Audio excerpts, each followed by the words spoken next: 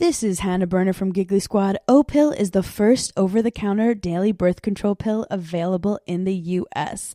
Let's be real, getting a birth control prescription is not always easy, and it's so much admin. In fact, about a third of women face barriers to access prescription birth control. Between scheduling appointments, missing work, class, or just trying to exist, it's a lot.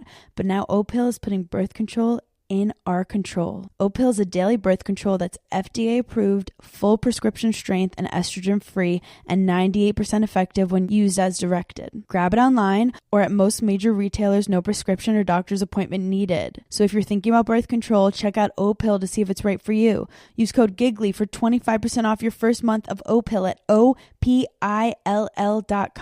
That's code GIGGLY at OPILL.com. Birth control in your control. We love to see it.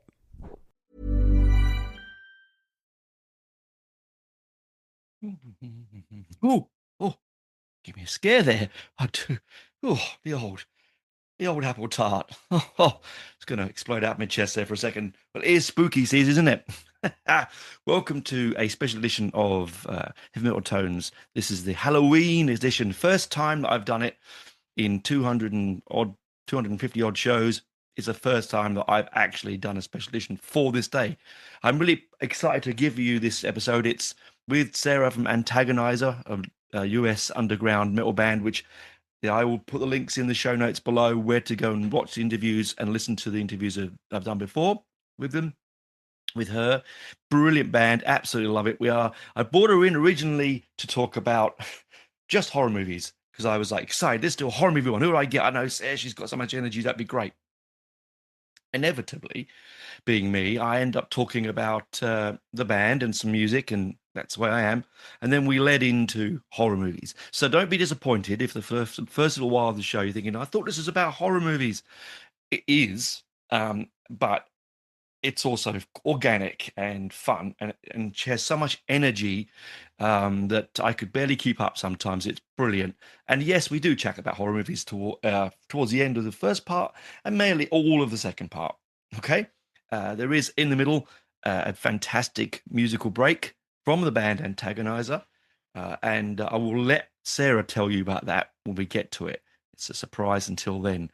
Anyway, here is that brilliant interview with Sarah from Antagonizör, yours truly, music and horror movies, all ad-libbed, all off the cuff, so much fun.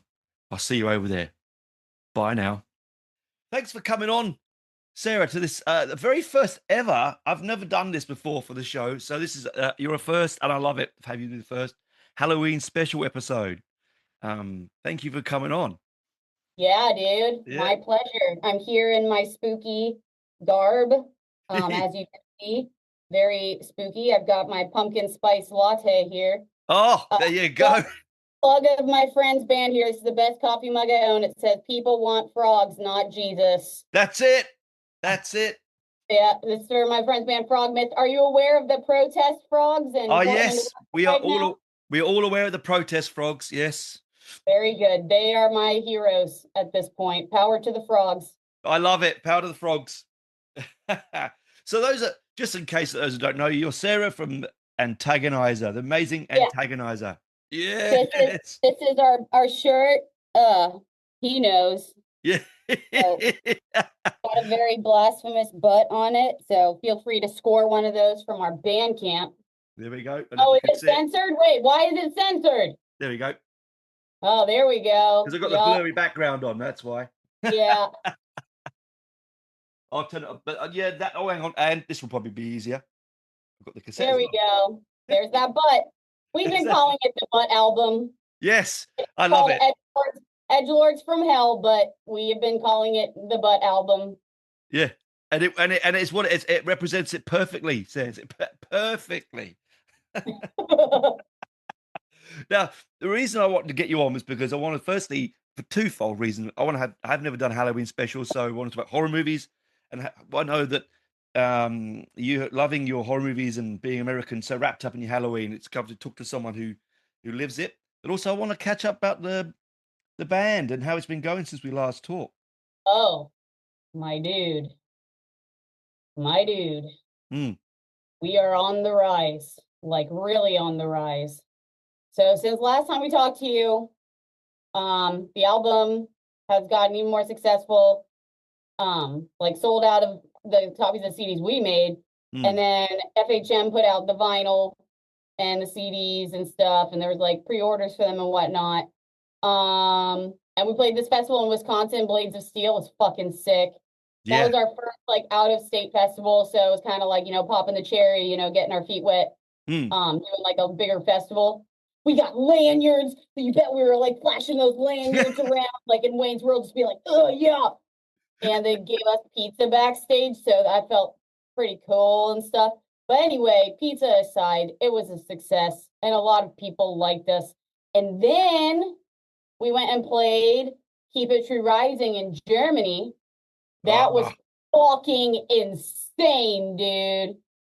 Insane. I walked into that venue. It was fucking massive. There were so many people there. There was like thousands of people there. And the stage had like pyrotechnics and stuff.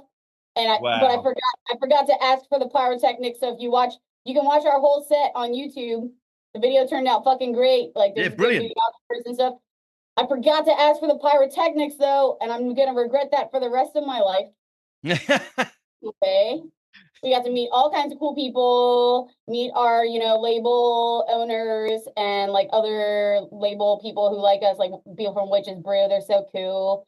Shout out to FHM Records. Like they're so awesome for putting out our album. Yeah. And hell yeah, dude. I'm so happy about that. Like, you know, having an album that we worked so hard on fucking vinyl in like multiple colors with test press. I've got the red one there and black one's coming. Stop. You're a mega fan. But anyway, yeah, that show was fucking crazy. We played at 12 o'clock noon, and there was still like a fuckload of people there. Like, I didn't realize how many people were there until we took a selfie in front of the crowd, and I was like, holy shit, dude. But anyway, big stage, got to run around a lot. I was just so excited. I was like jumping up and down and shit, just like thrilled to be up there.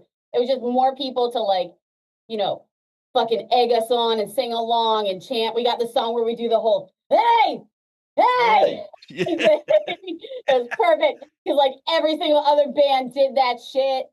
And yeah, more people to boo the drum slave. It was so fulfilling and gratifying to be able to just like abuse him in front of all those people and humiliate him. But oh my God, people were cheering drum slave, drum slave, drum slave. At one point that made me very mad. Anyway, after we played, we went and had a signing session, which I was like, what even is this? Like, this is not something I would do, but yes, we did that. And there was a long ass line of people who wanted shit signed and like pictures with us and stuff. Wow. And all these guys wanted me to choke them out with my whip, so I did. So I have more space now. But anyway, that was crazy, and I felt like a rock star. And then we almost sold out of our merch. FHM almost sold out of the records at their booth. It was fucking crazy, dude. And like even before we played, like I was not expecting this. People were like, "Oh my God, it's Antagonizer!" Blah! Like they want to take pictures with us and like all this shit. And there's a dude with our patch on his vest, and I was like, "We're in Europe, and you have a patch on our vest." Oh, brilliant! It was surreal. It was surreal, and I'm still riding on the high from that. And somebody from a very legendary band, maybe a fan of Antagonizer, and saw us at that show and recognized it, took a picture with us. And then maybe we got asked afterwards to do like a really cool European tour. So, watch this space, huh? I don't know what's happening, but maybe in 2026, Europe is going to see Antagonizer again. I don't want to jinx it, but you know. Oh, maybe. Brilliant. I knew as soon as I'd heard that first time I listened to the album when you sent it to me, because the album's been out now since February. Gosh, it's 8 months, that you were going to go places. I said before in an interview, you know, that there's no way that this band cannot go places. And it would be an insult to music if that didn't happen. So I'm really pleased that you're on the rise. We're going places around the world. And also doing an East Coast tour of the United States next spring. Finally, I mean, we are an East Coast of the United States band, and we still haven't fucking done that. And we've been a band for like 3 years. It's just like, you know, we had to like do some shit first and get better. And sir, we are so much better. Another new development is that the sophomore album is completely written. Okay. Oh, These songs are so much fun to play and like so exciting that I feel like I'm about to have a manic episode after every single band practice because I get so excited and I just don't want to go to sleep wow. after. But yeah, not to like, you know, blow it up too much or whatever, but it's gonna be fucking great. Like even better than Edgelords from Hell, I'm telling you, dude. And that's a hard one like, to do. That's a hard thing to cut to beat. I'm telling you, you know that. Well, no, I'm just trust me, it's gonna be great. And this one, because like we're not like not a punk band anymore, like we're still writing hardcore punk songs, but like this album's gonna be a pure heavy metal album. There's still gonna be the punk ethos, there's still gonna be like punk vibes. There's one song that's like a punk speed metal crossover. But like, yeah, it's mostly a heavy metal album. And then we are probably gonna do like another release of just like the hardcore punk songs we've written recently. We're also gonna do an EP release before the second full length comes out. So we got it all figured out. We just need to start recording. That's right. You just got to get the slave out from his dungeon, right? Oh yeah, you know he was a little much on that trip. The crying on the plane for 9 hours. The straying away at the festival. People sneaking him beers. He got a little too drunk off of free beers from fans. People think it's funny to, you know, treat him nice and cheer for him and buy him drinks. I don't think it's funny at all. So if you're listening to this, hear me when I say this very clearly. Let me take off my sunglasses. Oh. You treat our slave like he's a special man, I will come for you, and I will come for you with a vengeance. Okay? He is but a worm. I saw the signs in German on the video.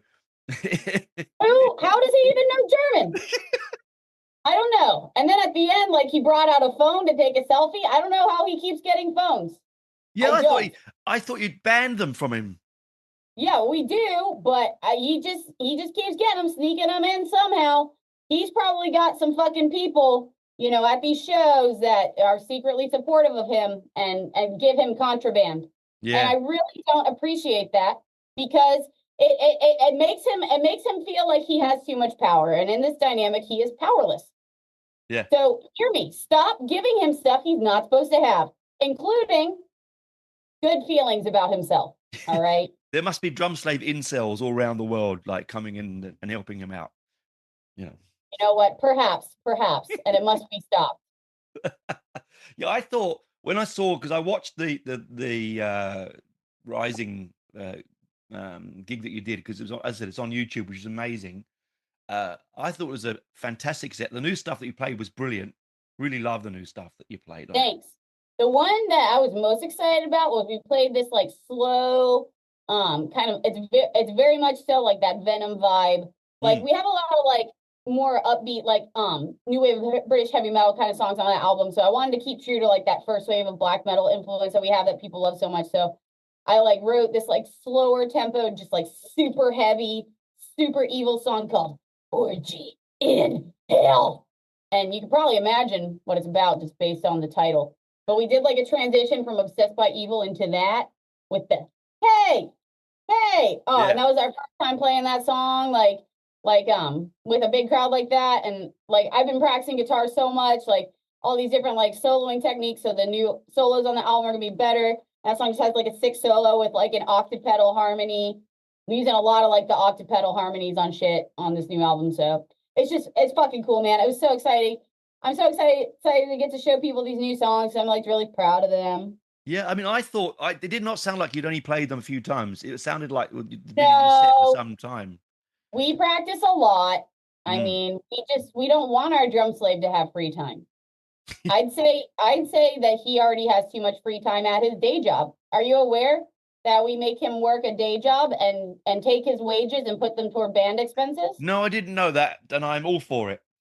Yes, well, you know, we do that, and I'd say that still gives him a little bit too much time away from that drum kit. So anyway, we practice a lot, of course, and some of these new songs we played, we wrote like almost a year ago, if not a year ago, and We recorded an EP with some of them on them, so we're gonna release that before the sophomore album. But yeah. Oh, okay. As I said, like I was really surprised to hear them, because when I watched the video, I thought it was going to be just edgelords from hell, Well, I mean, that's what some people would say we should do, but I'm too impatient to do that shit. I wrote the Edgelords from Hell songs like 2 years ago at this point. We've been playing them for so long, and I'm not like sick of them per se, but I'm ready to keep powering forward. I have a very short attention span, as you may know by our song ADHD from Heavy Metal Bootlicker EP. Yes. Yeah, brilliant EP. So, yes. Gotta keep it moving. Yeah, gotta keep moving on. I really, that's why, one second, hang on. Now, I had to go out of reach there, but that's why you do other things as well. Can you see that? I don't know if you can see that. There you go. Yes. So perhaps you see these drums behind me. Yeah. Those are the skins upon which I bang an infernal blasphemer. Yeah, I love that stuff. Yes. I went through an episode where I was just obsessively listening to black metal for the first time in years after just obsessively listening to new wave of British heavy metal for a couple of years. So I was like, yes, back to my black metal roots. And I had a black metal solo project like almost a decade ago. So I'm just like going back to my old ways. But this one is more like a mix of like, I don't know, like kind of like a little bit of first wave, like Bathory and stuff, but also like some stuff like Satanic War Master. I mean, not to mention sketchy bands or whatever, but yeah, it's like Satanic War Master. And then also bestial black metal. Like I figured out how to do those low vocals like that girl in Savage Necromancy. So there's like war metal vibes in there. So there's a demo that I released online in the spring of this past year.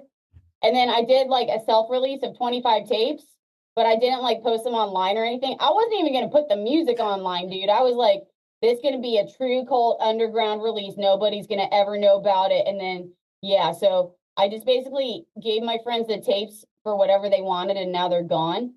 And now that people said they like it, and I did put online, and people said they like it, I was like, well, maybe I'll like actually sell these songs. So I have like a full-length album that I'm almost done with. It's gonna have like, it's gonna have like remixes and remasters of the demo songs, but also like some new ones. And I thought I was almost done with it, but then I wrote another song, so it's just gonna take longer. I don't know, but I'm gonna actually try to go through a label for this. That's what, one of my advisors for musical things, who is definitely not the drum slave, told me to do with this. If I want more people to hear it, I'm very DIY or die, but like I want more people to hear it. No, I think they should. I mean, when I got the copy, this is number 17, I think, 25. When I got the copy and I put it on, I'd already heard it on YouTube, but it's even better through the speakers in my stereo. It sounds very good on tape. Yeah. It sounds kind of like garbage because I'm not good at mixing. Doesn't stop me from doing it myself anyway. Also, like, I don't really know about recording drums.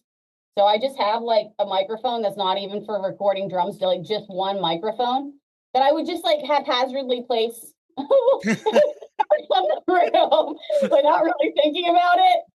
So do you know what though? Kind of shitty, but that's what true cult is, dude. Yeah. It's lo-fi, it's shitty, it's evil, and you better bet those fucking songs are fucking evil. Yeah, they are, man. They're nasty. I love it so much because the lo-fi of it. I felt so filled with satanic might, singing these odes to Lucifer. You will hear it if you go listen to it, and then when this next album comes out, you'll hear it again. Brilliant. Too. And I hope you keep that really lo-fi, haphazard feel, because that's what makes it so much fun to listen to. Well, I'm glad you're saying that, because that's not going to change. I mean, like, I use Audacity to record. I've been told by people that Audacity isn't even supposed to be for recording music.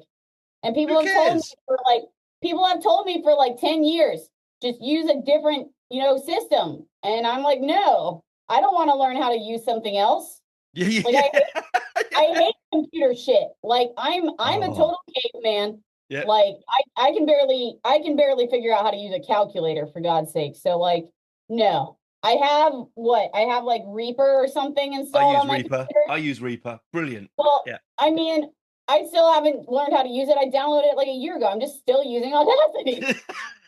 I used to use Audacity, but I didn't like the interface. They changed it. So that I went to Reaper because it was just like a friend of mine was in the music industry, said, use Reaper. So I went, all right. And, well, eventually, maybe Infernal Blasphemer will get more legit and maybe even have live sets. I don't know. Oh. Perhaps some people who are also just the exact same people and Antagonizer decided maybe we should play those songs live. I don't know, but maybe we'll see what happens. Wow, I don't know what you get all the time, Sarah. You're so creative. Like it's constant with you. You know, I don't think you do it. You just live and breathe it, don't you? Well, I mean, it's like what makes me happiest. Mm. And in case you can't tell, I have a lot of energy. So that's why I go through periods, like I do have some mental disorders. Yeah. And sometimes I go through periods where I'm very creative, very energetic, and I don't leave this room. You can ask my wife. She's out there cooking dinner right now. When I'm going through those times, I don't come out of here to eat. I don't want to go to sleep. I don't take showers. So I've got that true cult stench from being in there playing drums and not showering. So that's how this works. You don't sleep, you don't eat, you don't take showers, you just stay and create. That's my advice to everyone. Neglect all of your duties in life and basic needs and just play instruments. Yes. Oh my God. I that's one of the reasons that I so love your band and just chatting to you, because the energy that you give out is so special. It's so addictive. Thanks. And some people tell me it's a little much. Nah, never. I had 2 German people make fun of me. What? When we were in Germany for talking too much, my friend was like, "Oh, I have this American friend. He talks so much, just about nothing in particular. You kind of remind me of him." And then 2 people said, this girl was like, she couldn't speak English. She was like, "Do you know who like leather schnitzel is? You know, he goes like this. He goes, you like him." And then this other guy did the exact same impression in my face. So, you know, sometimes I question, you know, if I should have more dark mystique. No.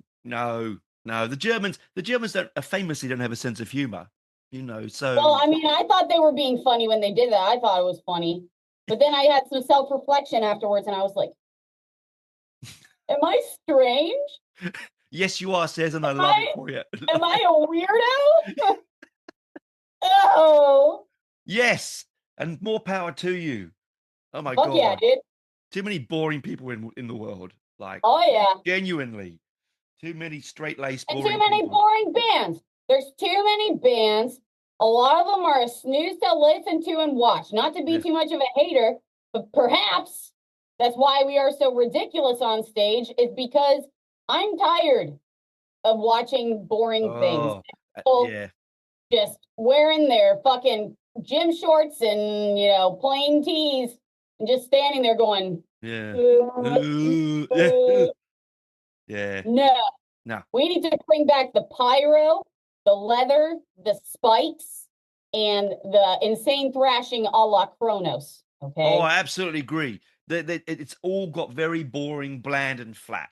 It's all nailed to a board now, you know. And whereas when you put on like Edgelords from Hell, you know, it reminds me of the days when that wasn't the case. When you had Venom and Saxon and, you know, all those great bands that just were pioneers, you know. I mean, our drum slave chastises me because he listens to a lot of new music when we allow him to. So he's like, "Oh, all you ever listen to is like old shit from like the 80s and whatever." And I'm like, "Yes, that's because that's what I think is good." And like, you can hear that in the music. Like when people tell us it sounds old school and it sounds like all these bands that I love and listen to obsessively, I'm like, fuck yeah, I have succeeded then. Also, a lot of music is derivative and regurgitated these days. Like people just trying to sound like other bands. Like not a whole lot of actual creativity or uniqueness. And, you know, I've realized that just the general public, they eat up boring, mundane, fucking garbage, butt rock shit, you know? They do. So, they do. Yeah. So you know what? Like, I'm not going to do that. So if we don't become like the most popular band will be like, fuck yeah, because the things that are most popular, I don't like. Yeah, I look, and that's the thing, isn't it? It's that you sell your soul for the dollar. At the end of the day, I'm sure these bands start out wanting to be Antagonizer, if you know what I mean. That's their attitude. But then the dollar comes along and they're too controlled by it. You know what That I will mean? never be me. I would like to have money because Of course, so yeah. despite all of these things you see around me, I don't have a lot of money. But never will I sell my soul to anybody but Satan. Good. I know the way it should be, because he'll look after you. All right, bro. I've been talking about myself too much. Let's talk about some fucking movies. Yes. I know that what was says, I don't stop you. You just keep going. It's the way it's who you are. Like, I'm not going to interrupt Oh, you. I don't shut the fuck up. I got a big old mouth. Well, let's get into some movies. So this is what we were going to talk about. It's Halloween. It's spooky movie time. First, sir, let me tell you, I am obsessed with Halloween. Okay. Yeah. I grew up indoctrinated into Christianity by insane fucking fundamentalist people who listened to too much Focus on the Family, and they said, "Oh, Halloween is bad. It's satanic. It's demonic. When people go trick or treating, there's demons flying around in the neighborhood. It's evil." So I, as a child, was deprived of Halloween. Oh, So no. I am making up for that as an adult. Starting tomorrow, I'm going to be wearing Halloween themed outfits every day. Brilliant. Brilliant. Yep. I mean, I'm just obsessed. And so horror movies, also wasn't allowed to watch those, so made up for a lot of lost time with that. Yeah. I cracked open my Nosferatu shirt today. Oh, have you seen the new Nosferatu though? I loved it. Yes. I loved it too. That's actually on my list of ones I wanted to talk about. Aha, brilliant. Brilliant. That's vampire. Yes. So creepy. The vibe of that movie. Yeah. So eerie. The castle. Yeah. The part where the guy's going through the forest and it's like some sort of fever dream. Oh. And then like the ending with like I guess it was a sex scene or whatever. Yeah. It's just like the dark romance between the leading lady and Nosferatu. Yeah. Oh, so look, you can't see it, but I have chills. Yeah. Thinking. It's funny that movie, you talk about that, because it's the movie that's first on my list, both the 1922 movie and the 79 remake by Werner Herzog. And I love those movies so much that I did them at art college. I did things about them at art college, and I really, it's sort of thing. So when I went to see the new one, I was a little bit movie was like, I want to see it exactly the same as the other two, and it isn't. Right, so it was a surprise, but a beautiful surprise, because it's. I thought it'd be exactly the same. He's going to look the same, and he doesn't, which was a big, because I had not seen any images of him, of Skarsgård's character, until I saw, and because you don't see him till like halfway through the movie. Yeah, and then it really gave me the heebie-jeebies. Yeah, it's very spooky, very spooky. And a lot of these newer movies, I saw one of the most recent horror movies I saw in the movie theater. I forget what it was fucking called. It was garbage. It was trash.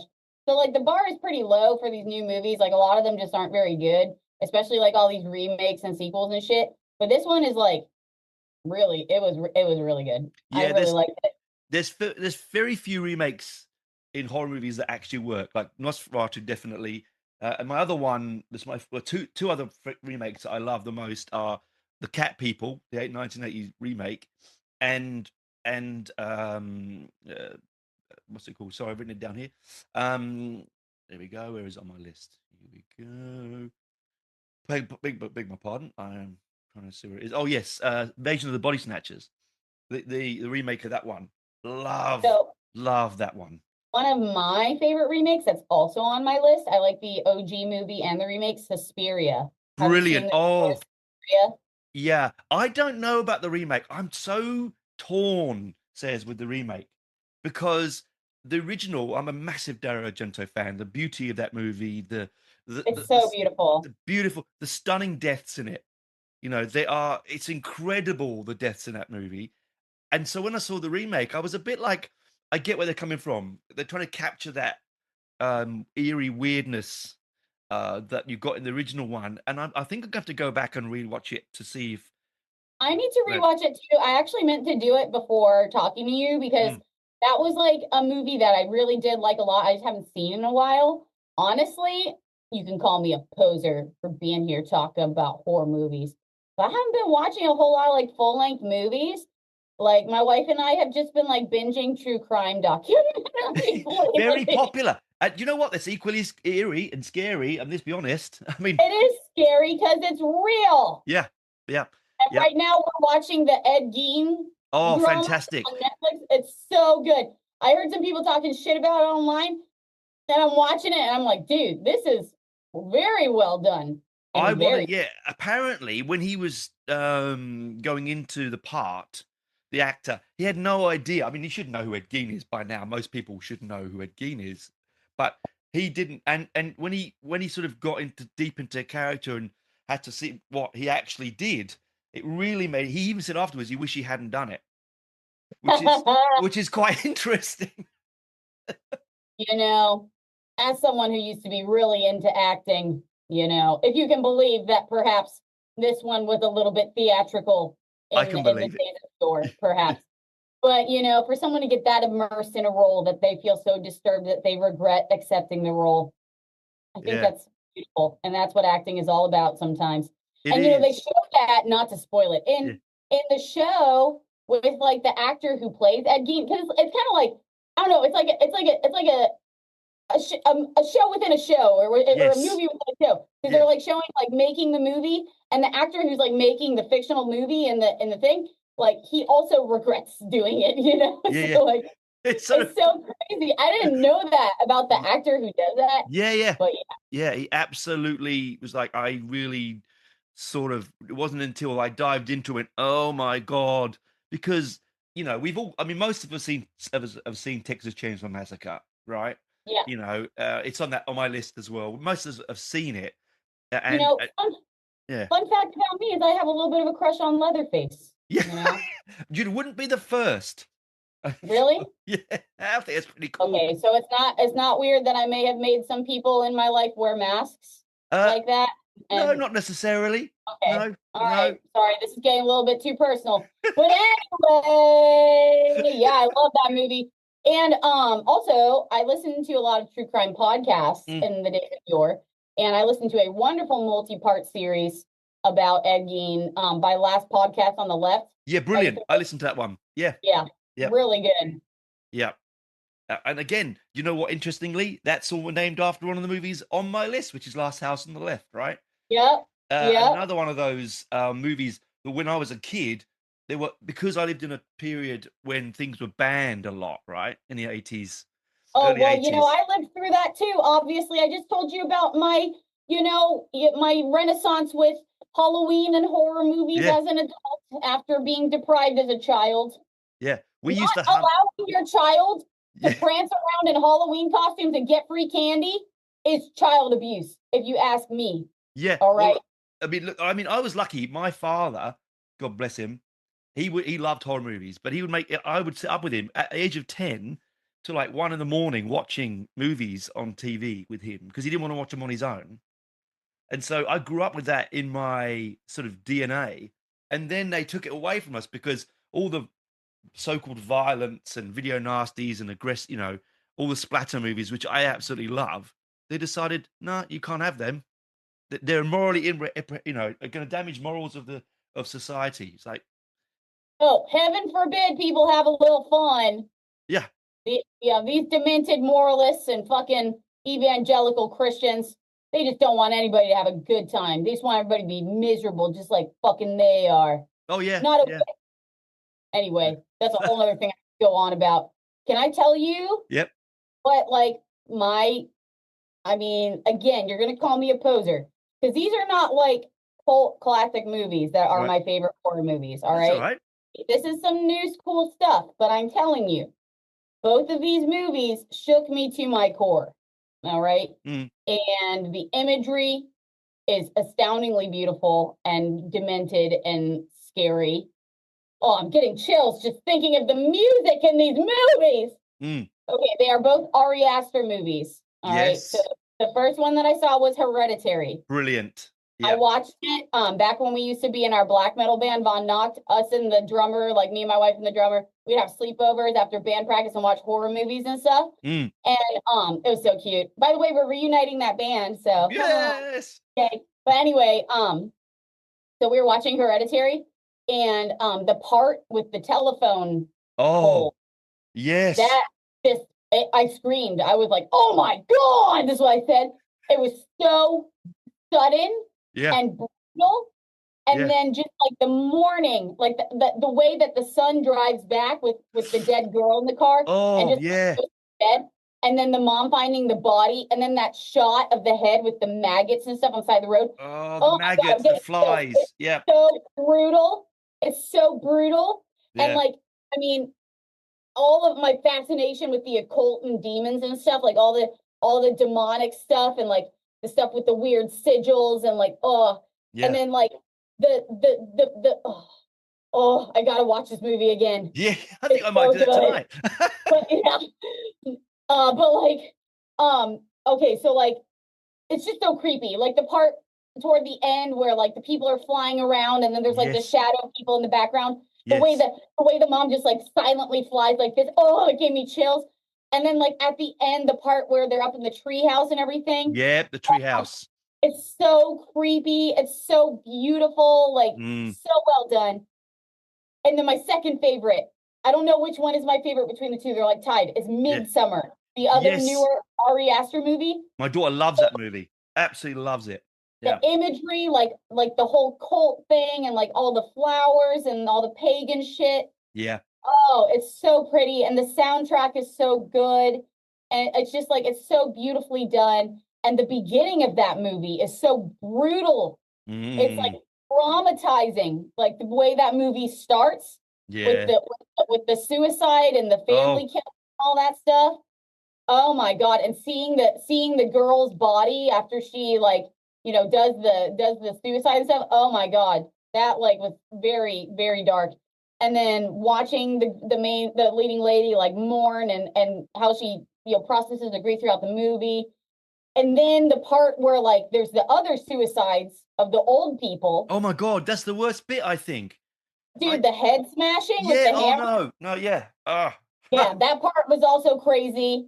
I mean, I kind of believe in that kind of thing, you know, like when you are getting too old and you're pooping and peeing yourself and you're demented or whatever, I feel like you should just be able to kill yourself. Well, that's like, right. I mean, I agree, and you know, absolutely with you. Those people didn't seem like they were at that point yet, though. But no, anyway, not in that movie. No. I digress. If I get that way, I just want someone to roll me off my wheelchair into a volcano. That's how I want to die. Nice. Yes. But anyway, back to the movie. So all the music and that stuff, and my friends actually named their war metal band after that suicide scene. They called it Ritual Hammer. After the dude who comes and bangs. Name. Yeah, they were pretty awesome. They're not playing anymore though, but they got some on the internet. Go check them out. Great name. Yeah, and then you know, I was thinking about one of my other favorite horror movies, which is The Wicker Man. Oh, now before we get on to Wicker Man, because I absolutely love The Wicker Man, I'm going to get onto that in a second. We're going to have to go to a break. Yeah, that's fine. Now, before we go into the break, we're going to play one of your songs from Edgelords. I'd love you to introduce it. It's in the Still of the Night. Oh, yeah. So this one is perfect for Halloween because it is about a demon, okay? Specifically, a female demon sent straight from hell, a succubus who comes for you in the night and comes for your soul and lustfully seizes it, and you lose power. And she takes control of you.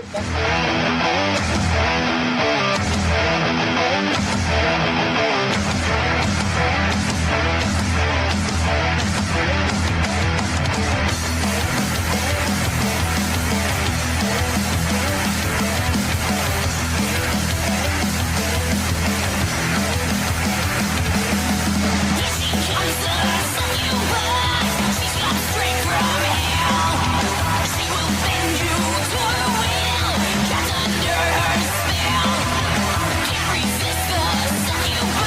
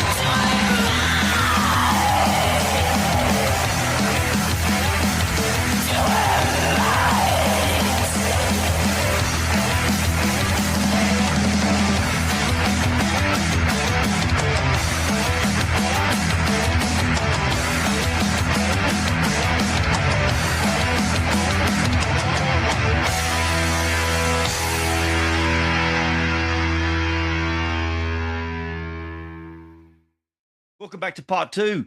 Thanks for that great track. It's a brilliant track. One of my favorites on the album.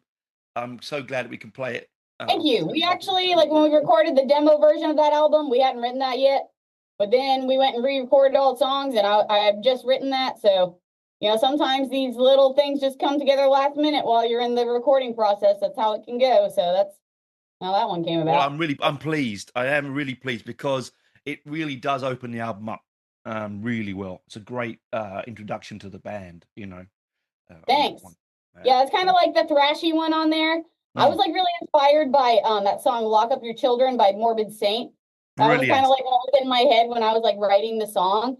And then like the vocals just came out of nowhere, and that was kind of like I said, like inspired by like Candlemass, that kind of like epic vibrato kind of deal. So I love Candlemass, one of my favorite bands. So yeah, they're great.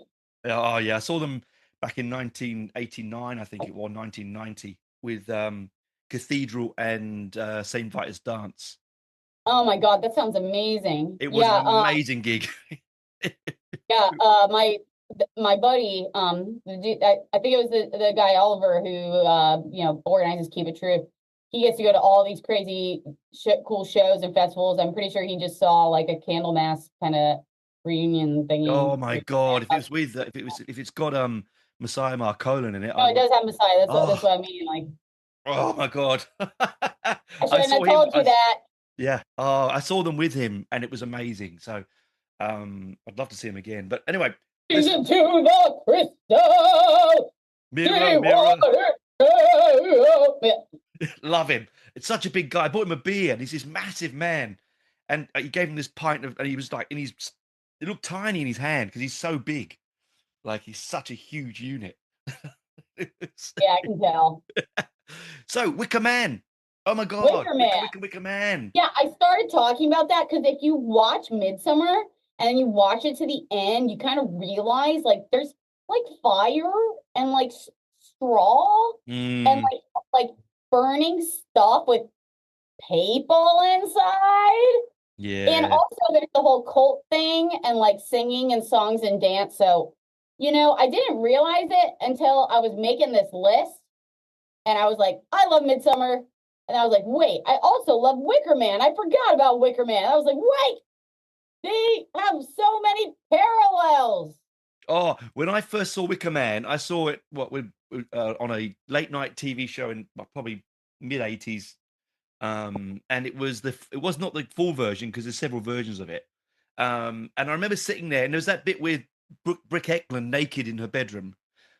And I was a young man. I was sitting here with my dad. I didn't know where to look. But it is so good.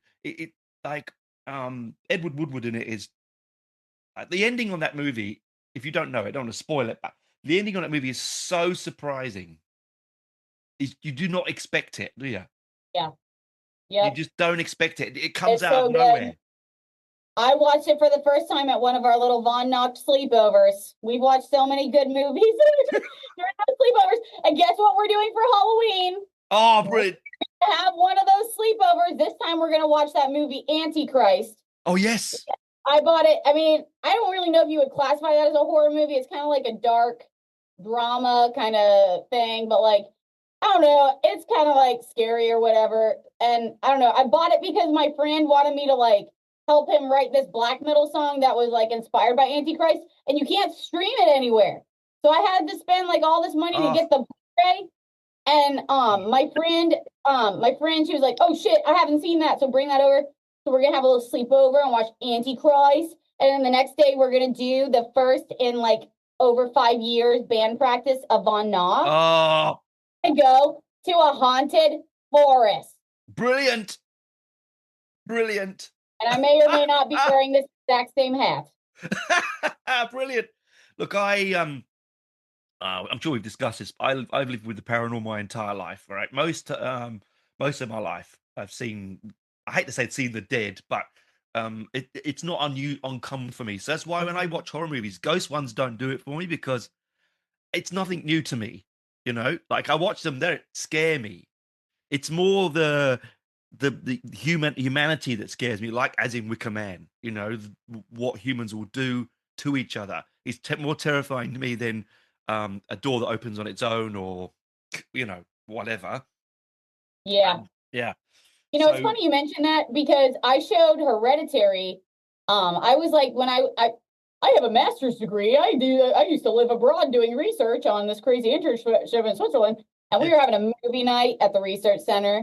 And I was showing all my friends there Hereditary, because some of us were like, "Oh yeah, we've seen that, so scary." A lot of them hadn't seen it, and we watched the whole movie, and I was like so excited to see how everybody reacted. Oh. And this one girl, she was like, "I didn't really think it was scary, because like demons aren't real." And I was like, "Well, it's still a good movie, right?" Do you know what it is? Because I remember, go back to Hereditary, it's so classic experience, that bit with the pole. So I was watching it with my daughter. I had absolutely no, because my daughter's a big horror movie nut like me, and I had absolutely no idea it was coming. She'd seen it before me, so she knew what was happening. And when it happened, oh yeah, when you're watching it with people for the first time, you just look at them, just waiting for them to hear that horrible sound. Oh, she did it with Annabelle when we saw Annabelle the first time. Like, I don't like jump scares as much. I'm not a fan of big, heavy jump scares. They're just too much like roller coaster rides for me. So which I don't like. So she's there watching them, and I'm like this. Like, what's gonna happen? And she's giggling away. That's me when you take me to like a haunted house or haunted forest.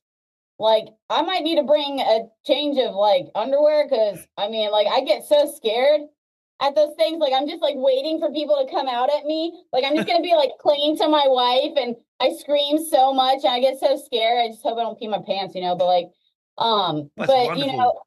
yeah, we have like a cool haunted forest down in Orlando, and we have Universal. We have the Halloween Horror Nights, yes, which are so much fun. They're really expensive, so we don't get to go very much. I've only been like 1 or 2 times. Yeah. But it's so cool. They do like different themed, haunted houses from different movies and stuff. Oh, It's a good time. The Killer Clowns from Outer Space. I love that movie. Was the scariest one for me, because don't tell anybody, because this kind of makes me seem a little wimpy or whatever, but I'm a little bit scared of clowns. Oh. Do you know what? It's very. I don't like them either, to be perfectly honest with you. Fucking hate them. No. Somebody puts on one of those clown noses, I am disturbed. You know what is a scary clown movie that I really do like, though? Oh, Terrifier. Oh God, that the latest one is something off the scale. Wait, off the scale. How many Terrifiers are there now? I think it's 3, isn't there? Wait, I don't think when did the 3rd one come out? Last year, I think. Wait, I don't think I've seen it. Fuck. Yeah. Well, gonna have to go get scared by that. That's the scariest clown I ever seen. Oh, it's because he's so demented. When I saw the first one with him in like, what was he, in a restaurant or something? Yeah. Oh God, yeah. Yeah. He's like making the faces and sitting there looking all sketchy. Ooh, like, why am I getting so many goosebumps today? Yeah. There's a reason why clowns are scary. If you look at John Wayne Gacy, right? There's a reason why. I have a memory, a very fond memory. It's not actually a fond memory, but it's a very vague, very, very vivid memory. I was a young boy, I was about 6 years old, and I was my mum and dad. We had a big family in a small house, and the house was heavily haunted. Had been haunted. It was not a great place to grow up in, and I was lying on the bed, and it was in between states of dreaming and awake. I still remember. I can remember the smells, the light through the windows. It was middle of the day, right? And I closed my eyes for a second, and when I woke up, there was a clown, and it was at the end of the bed, but he was so tall, he was bending over. He couldn't get in the room properly. He was looking down at me. Now, whether that was a dream or not, I don't know, but it's lived with me for 45 years. I'll tell you what it might be, because a similar thing has happened to me, not with clowns, but sleep paralysis. Do you know what that is? Yes, it is. Yeah. Yes, that's probably what it is. I've had some pretty terrifying sleep paralyses before. I used to believe in, not to like, shatter my image of being like the queen of demons and like a cult superstar or whatever. Like I don't believe in a lot of the supernatural things I used to believe in. When I was about 13 years old was when I first started experimenting with the occult. And I had some folks I hated, so I decided to try to do black magic against them. That was foolish. And so I don't know, I started losing my mind and stuff during that time. And I Mm. was having these horrifying sleep paralyses where I couldn't breathe. And I remember Ooh. one of them was just like this dark, it kind of looked like a flying Grim Reaper kind of thing, just like a hooded black, Mm. like demonic thing, just slowly, I'm getting chills again, Mm. lowering itself on top of me while I was like stuck in my, Oh. yeah, and that was scary. And then I had a lot of nightmares after I stopped doing that for a Mm. while. And then as an adult, I had some with animals. I had one where I saw these snakes just like coiling and twisting in the closet in front of me. I Wow. had one where I saw a pack of wolves just like rushing past me. And then this is the scariest one. And this goes back to when I was 13 years old experimenting with the occult. I had one where I didn't see anything. I just felt these hands on my face, like reaching Oh, from behind me in my bed. And yeah. never before had I heard anything in a sleep paralysis, but I heard a voice that said, "Do you remember me?"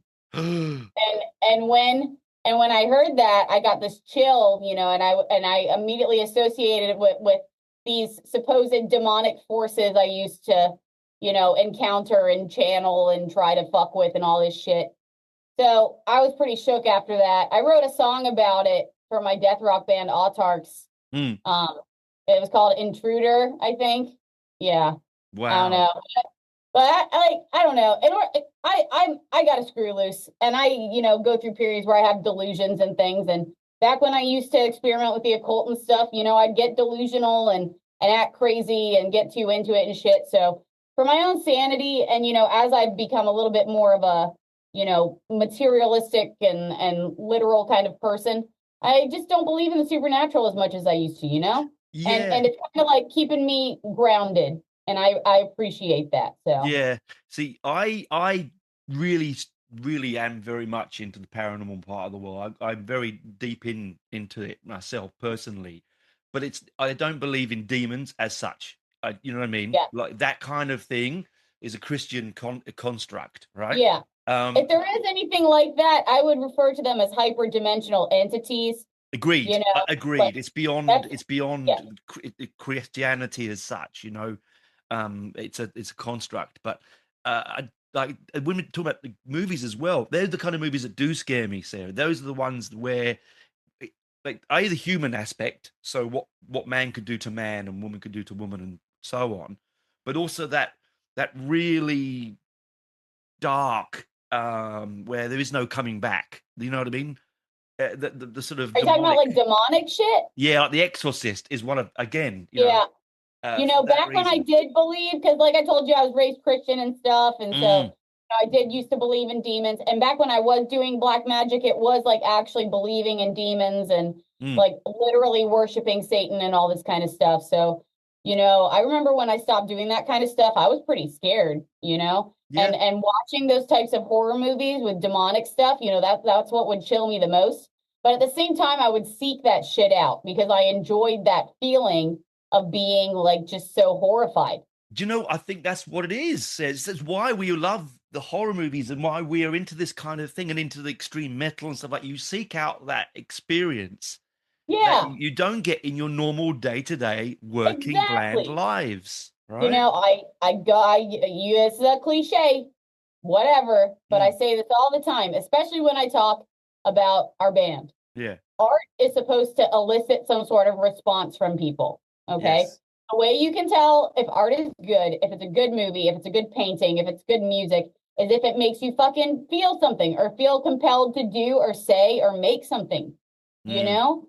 So, like I said, there's a lot of mundane shit out there. There's a lot of boring, regurgitated movies, a lot of boring, regurgitated movies or bands, and music. And that's because like we're living in this like postmodern era, like so much shit has already been done. We've had all mm, this time of like people making movies and music, so a lot of it's just so derivative.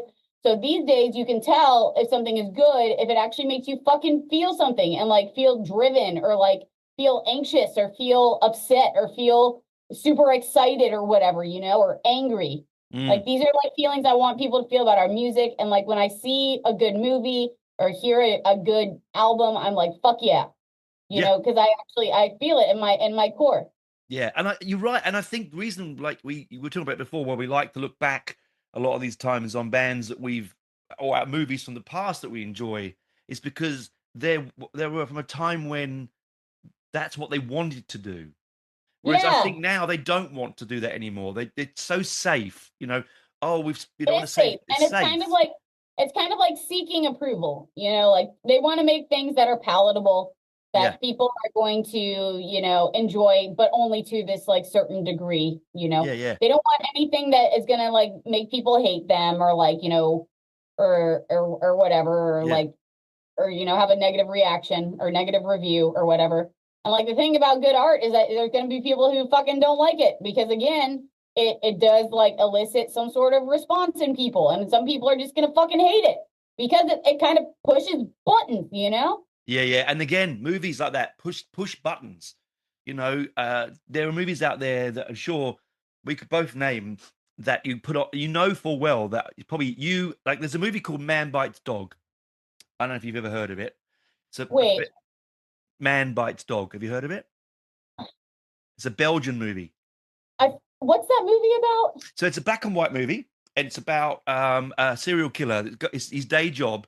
He's got a film crew that follows him around. It is so dark and so funny and so repulsive.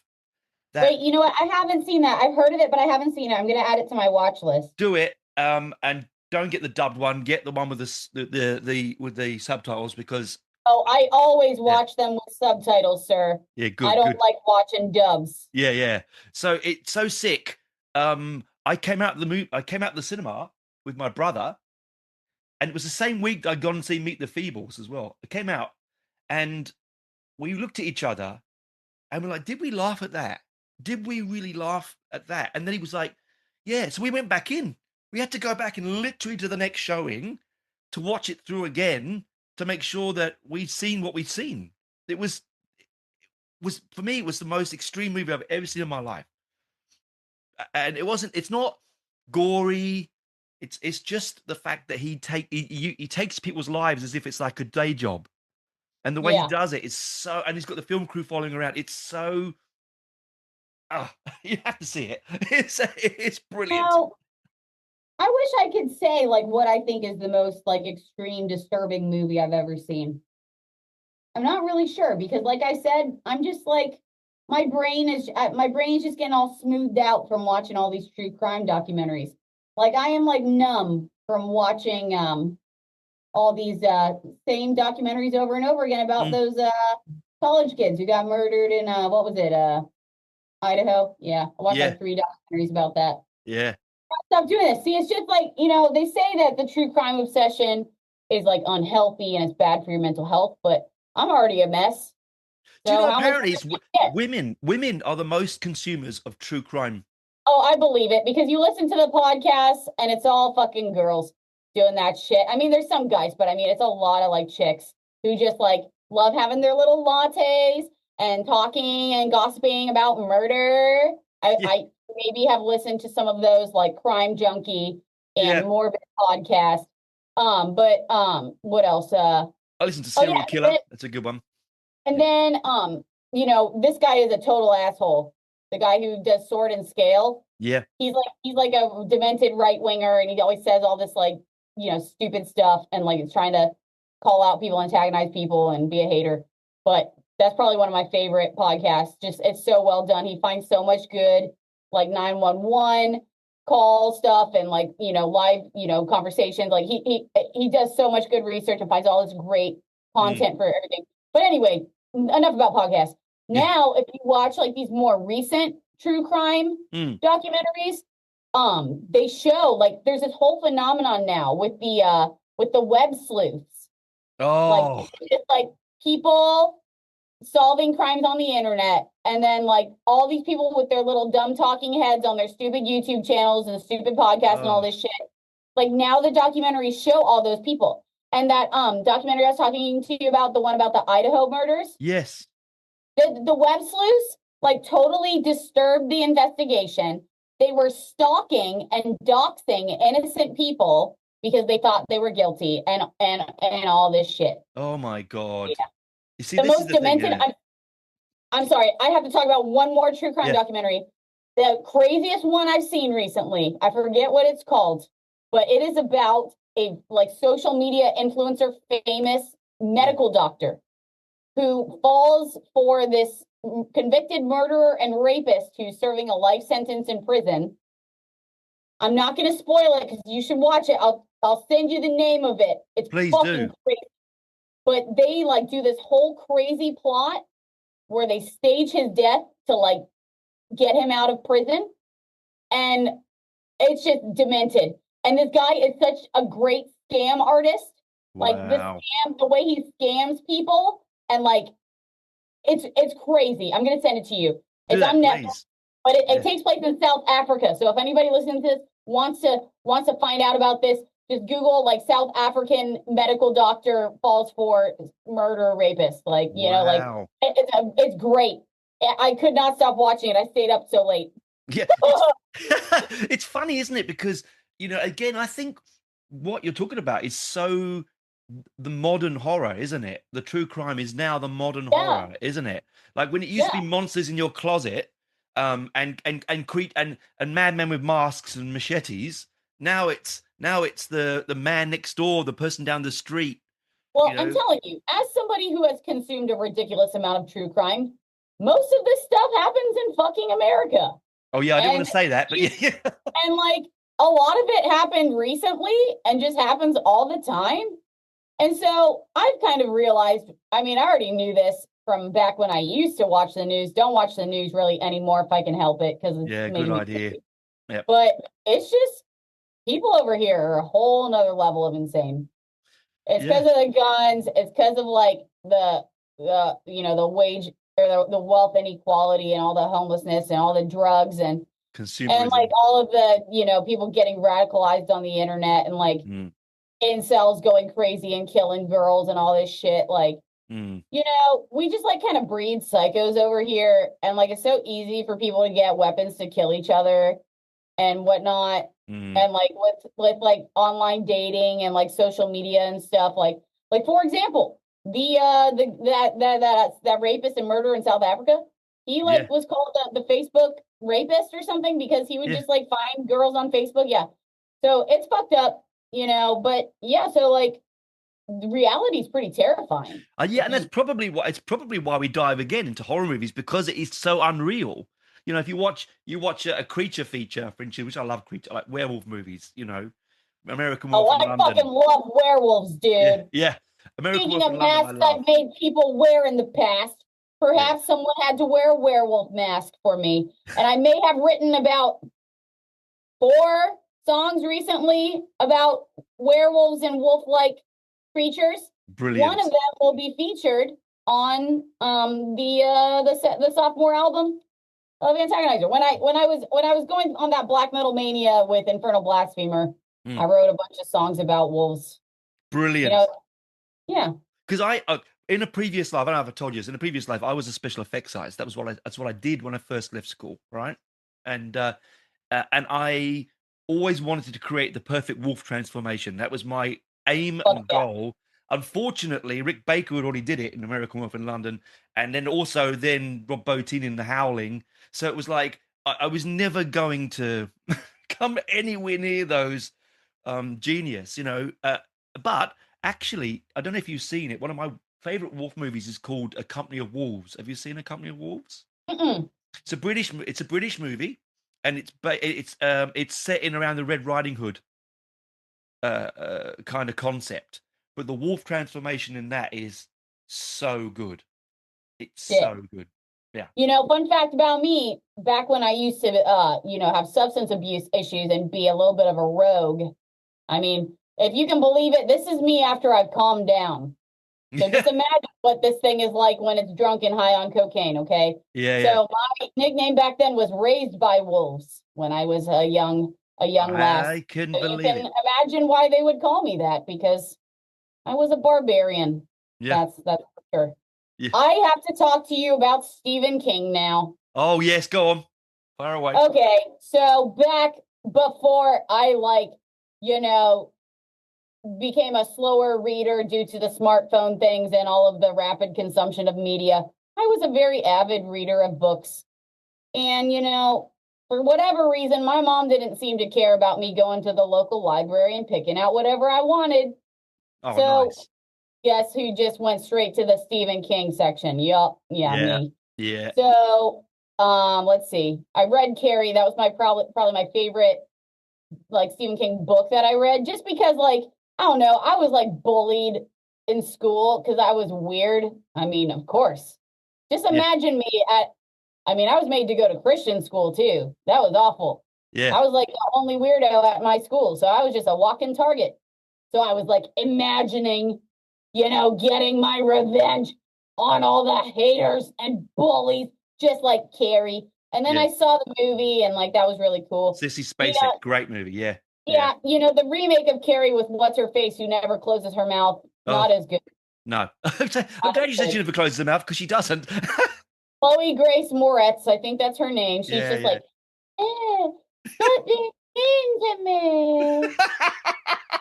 Yeah. Do you know my favorite Stephen King is, and it's also on my list of my favorite horror movies, even though it's a TV movie, is Salem's Lot. I absolutely love it. I absolutely viscerally hated the remake recently, so much so that it made me so angry. But the original book is so good. As a King novel, it's my favorite. Yeah, my first Stephen King movie that I saw, like before I saw Carrie, was Misery. I love And that is Misery. still one of my favorite movies of all time. I haven't watched it in forever, and it'll kind of take me back to being like a youngin' to go back and watch that, because I remember I saw that and I was like, this is really fucked up. It was just like on TV or something, and like my mom wasn't paying attention to what I was watching, so I was watching like this dude get his legs broken and shit. Oh, and I was like, but he gets hobbled. Yeah. Yeah. Oh, yeah. That's like a terrifying thing to think about, Mm. And That's the thing about King, isn't it? Like he writes things that are wildly creative and monsters and darkness, but he also writes really realistic evil as well, like as in the protagonist in Misery. And some of his ideas are so far-fetched. I read this book of short stories. I didn't finish the whole thing. But there was this one that was so weird, but like also really creepy. It was about this dude who was like hearing noises in his house. Yes. And like, you know what I'm talking about? The finger? Yeah. Yes. The finger in the sink? Yeah. Yeah. Odd. I was like, what the fuck is this guy thinking? But this is also really scary. And then like, you have like Haunted Car or whatever. Yeah. Like, oh man, that's a great movie. That one. That is what a strange story. But my favorite Stephen King movie is definitely The Shining. Yeah, do you know what? And he hated it. He absolutely hates that movie. Well, I hate a lot of the things that I made that people think are cool. So it made a lot of artists, authors, musicians, actors, all that, just hate. Yeah. Yeah. I'll tell you what, I mean, I love The Shining as one of his movies, but if I have to pick my favorite one, it's going to be weird. Obviously, it's going to be Salem's Lot, but that's a TV movie. I was thinking a movie for the cinema. You're going to laugh at me when I say this, but I actually really love Maximum Overdrive. It's nuts. It's absolute nuts. But I love it. Cars coming alive and killing people. It's like just brilliant. Who thinks those kind of stuff, Yeah. But I mean, I also do kind of like the It movie, the newer one. No, I enjoyed that. Because of the clown. Skarsgård's clown. Yeah. And I didn't finish reading the book It. I got like almost done with it, but it's so long. But I remember reading that as, I'm getting chills thinking about it. Reading it when I was like 14 and thinking about like some creepy clown that lives in the sewer, like, and beckoning to you through. My wife's favorite book. She loves that book. Yeah. It's so good. I finally, after getting on Adderall, am able to read for prolonged periods. Before the Adderall, my attention span was so fucked that I couldn't even make it through like an online news article. I just start and couldn't watch movies, couldn't pay attention to movies. I'd just fall asleep or just start getting distracted. But now I have a better attention span. So I think once I'm done reading all these self-help books that I really need to read because of this, then maybe I'll crack some more Stephen King. I actually have a book of Stephen King short stories in my desk at work for when I have free time. So I'm gonna crack that. Because I don't fix yourself too much, Says. You are who you are, right? That's what makes you who you are. Oh no, some of this needs to be fixed because I can be a little bit of a problem, but you're right. I do definitely embrace some of my crazy. Yeah, and It's so kind you of should. fun to be this way. And when I do go through those periods of locking myself in here, although it's perhaps unhealthy to not take showers, not eat, and not go to sleep, I do write cool songs.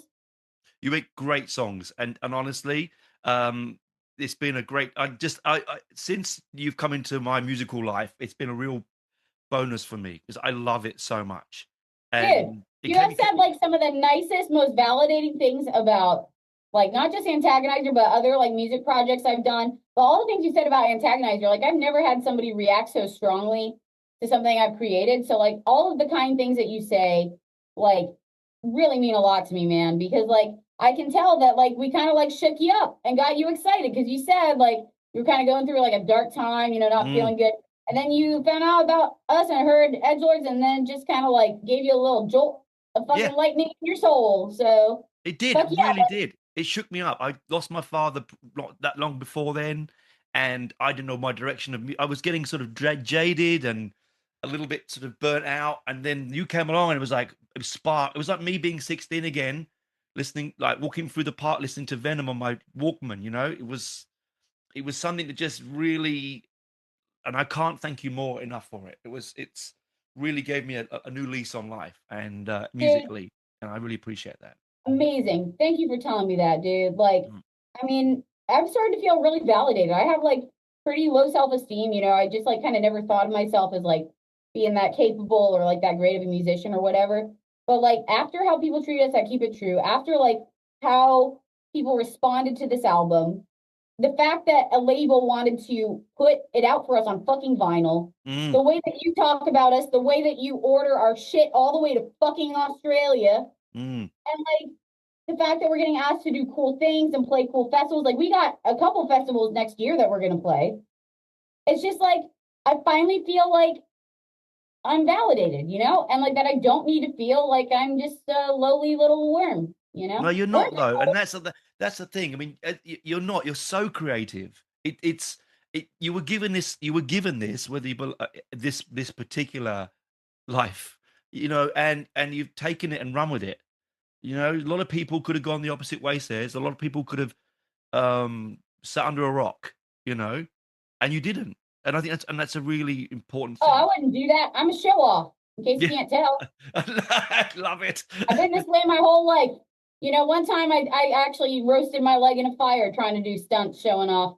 I was like drunk as shit off Everclear when I was 20 years old and I was jumping over a fire and I fell in it and didn't even Oh, realize I was on fire. So this is part of the reason why I don't drink anymore. But yeah. anyway, I'm always doing stunts. I'm always like putting my energy out there, putting my creations out there, going, woo, Yay! a little bit of a crazy, loud, annoying person. Yeah. But that's who I am, and I love it. And I'm not going to stop making music, and I'm not going to stop being weird, and I'm not going to stop probably being crazy. It's just going to get worse as I get older. So I Yeah. hope that I can do this until it's time for me to get rolled out of that wheelchair into the volcano. You know Like what? Yep. if I could just be like, I'll be so good at guitar by the time I'm like 80, 90 years old. I'll be like doing all these crazy Ingve Malmsteen theme shreds while they dump me into like a big volcano. That'd be great. Yeah. What a Going way to down go. with yeah, that's fantastic. But you've also got a beautiful wife who keeps you grounded in ways as well, right? Yes. And Having such a because like and people think it's funny because when they meet her, she looks so cool up on that stage, like a rocker and her leather gear and everything. She looks mm, so tough. And then they meet her and she's so soft spoken and meek and like so sweet and gentle, I and love people it. think that contrast is really funny.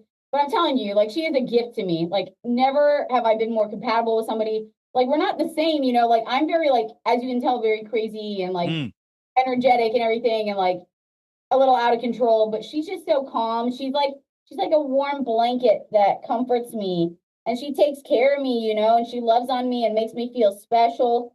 And mm. like she's like my wrangler because if you can't tell, I'm kind of like a wild animal, even though I'm sober now and not called raised by wolves, but I am like a wild animal. So she's like, the wrangler at the zoo who like keeps the tiger from biting everybody.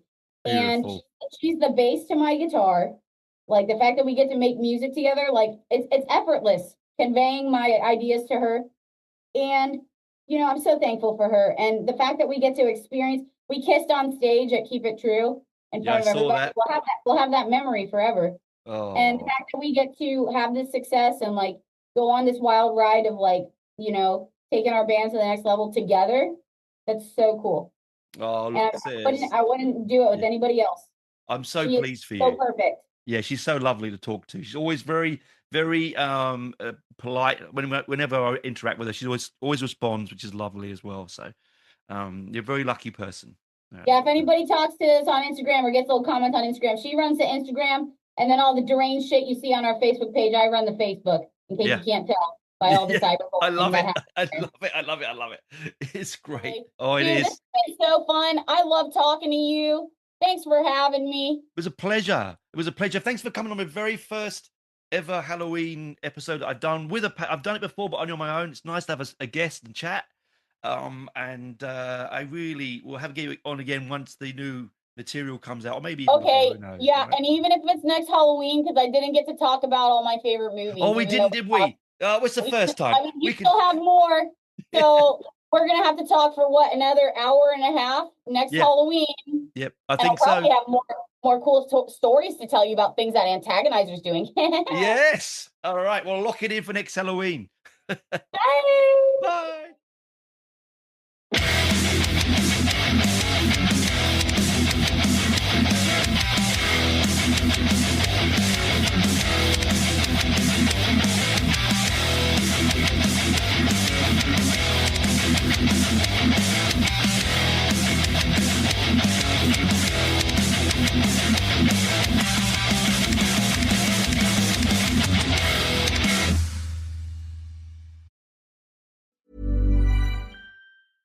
This is Hannah Berner from Giggly Squad. O-Pill is the first over-the-counter daily birth control pill available in the U.S. Let's be real, getting a birth control prescription is not always easy, and it's so much admin. In fact, about a third of women face barriers to access prescription birth control. Between scheduling appointments, missing work, class, or just trying to exist, it's a lot.